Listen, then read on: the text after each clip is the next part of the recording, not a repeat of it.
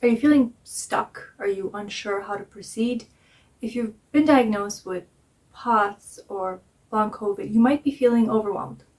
First of all, there's the symptoms, which constantly seem to change. And then there's also the various sources of information. Even maybe two doctors that you're seeing have completely different opinions on what the next steps forward are. At the same time, there's so many programs nowadays and therapies and different things to try. There's like an information overload. So where do you start? This is the topic of today's video. I want to discuss a few more things that will hopefully give you more clarity and help you take action instead of feeling stuck. The first part of this is awareness. Where are you now? Let's look at some places or some things you might be doing at the moment. You might be doing lots of research. You might be finding and watching every video that you come across on the topic. You might be going into the rabbit hole of looking at the various links between maybe the cardiovascular system and the nervous system and energy metabolism and pathogens and the immune system, etc. So much so that you actually might feel a little bit more overwhelmed than when you first started the research. What's with all the theories? Why is everyone trying something different? Why are different things working for different people? And what's my root cause, and what's the one thing that's going to help me? You might be buying lots of courses, programs, books, videos, etc. Perhaps even be working with different practitioners at the same time. And you might, maybe let's say you buy a course or something, and you might be watching all videos inside of it, but it still feels like there's something that says, maybe this is not it. Maybe I should continue looking. Is this really the right thing to do? Or maybe you're watching something, mostly a lot of the newer things that have come out, and you're wondering, yeah, but I'm not entirely sure. What is the scientific reasoning behind this? Do I trust it? It needs to work 100% for me. There might be some hesitancy, some skepticism there. You might find yourself looking at other people's recovery stories or their Facebook posts. Again, this is great from a hope perspective. It's needed. And also, if you watch enough of these videos, you do start seeing common threads. But still, there might be that feeling of uncertainty. Different people have tried different things that worked for them. Now, of course, research is very much needed, and it's very useful, mostly in the beginning as you're trying to get your head around everything.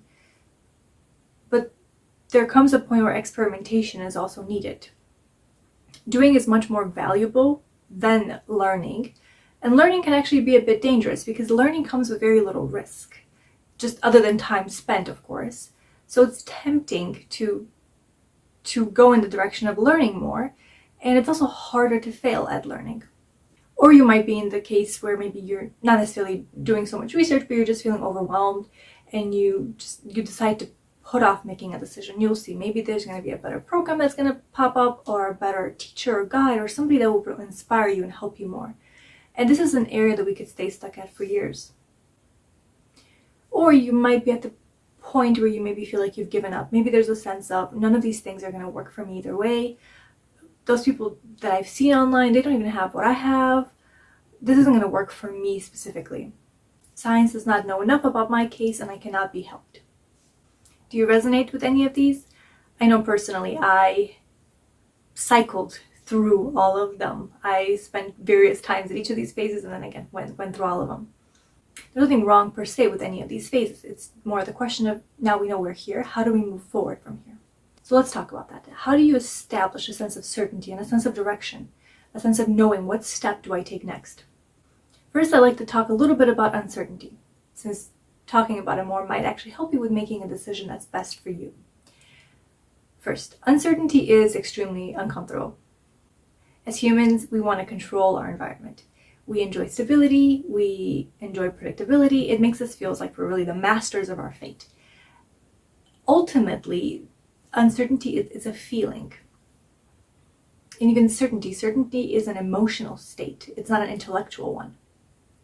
So tune into this. Where in your body do you feel uncertainty? As you learn to tune into it more and more, it becomes easier to sit with it. If something is certain, it might feel comfy, but when you cling on to it, it limits your future potential. And it also shrinks the opportunity that is out there. And oftentimes it makes you realize and do less than you are capable of actually doing. We need to rethink what we know about how we look at feeling stuck, at this uncertainty. In and of itself, uncertainty, again, is not bad. It actually shows that you're pursuing or interested in what is important to you. It's a difficult choice, and that's why you're feeling uncertain, because this means a lot to you. And as I'm saying that meaning a lot to you, it makes me think of the heart, which is why it's important to tune into the heart, to tune into the gut. Trusting your gut might seem hard actually when you're at a place where you feel disconnected from your body, when you're feeling in fight or flight or in freeze all the time. Here is where tuning into your body is also difficult, but where doing things like deep breathing and meditation can slowly help you with tuning in more, with sitting more with the feeling, with your body, and it allowing you to see your next steps. Of course, your gut or your heart, it's not going to give you certainty, but there will be a feeling of, this feels right. Even if it's not the perfect decision, it will be fine, and we'll get to that in a second. It doesn't mean that everything's going to work out. It's only by training and experimentation that you could see the path forward even more clearly. When I work with clients, I use the word experimentation a lot, because that's kind of all we're ever doing in our work. We're experimenting. Let's try this one thing. Does this work for you? Maybe it did. Some parts of it did. Some parts of it didn't. Okay, let's tweak it around. How can we make it different next time? A lot of times when I start working with clients, they say, okay, well, can you just give me the exact schedule that I need to follow?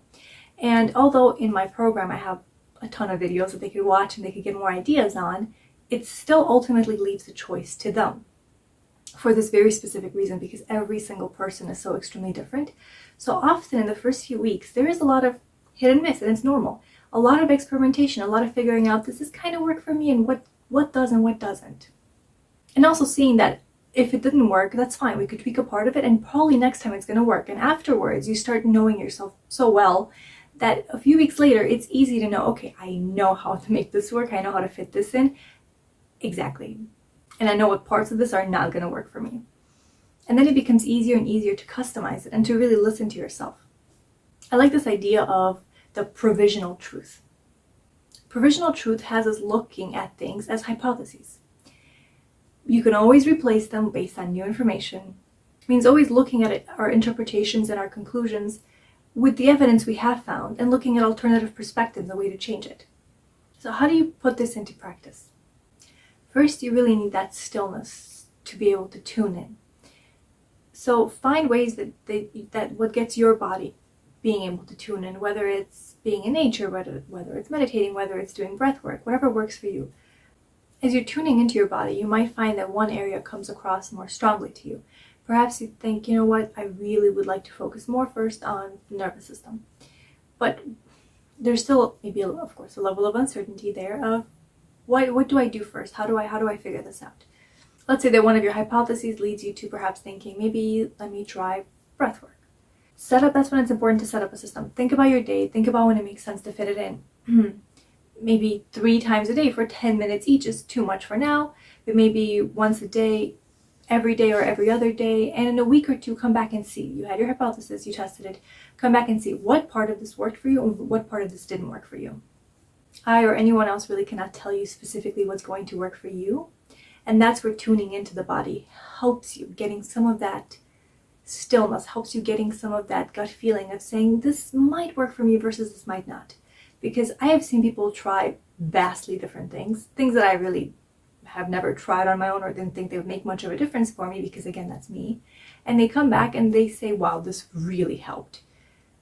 And every single person has been very different.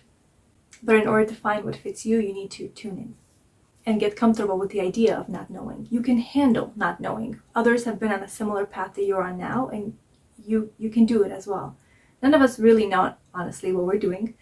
The important thing is to always adjust and evolve and take in new info and change it as the data evolves. What comes up for you as you watch this video? How have you felt uncertainty is showing up in your life? I love if you would let me know in the comments below, because this is something that a lot of us do struggle with at some point in time. I hope that this video did give you some ideas on how to look at uncertainty, how to look at committing to choices differently. And if you want more videos like this, make sure to subscribe to my channel. And if you hit the bell, you'll get a notification each time I post a new video. Take care, and I'll see you next time.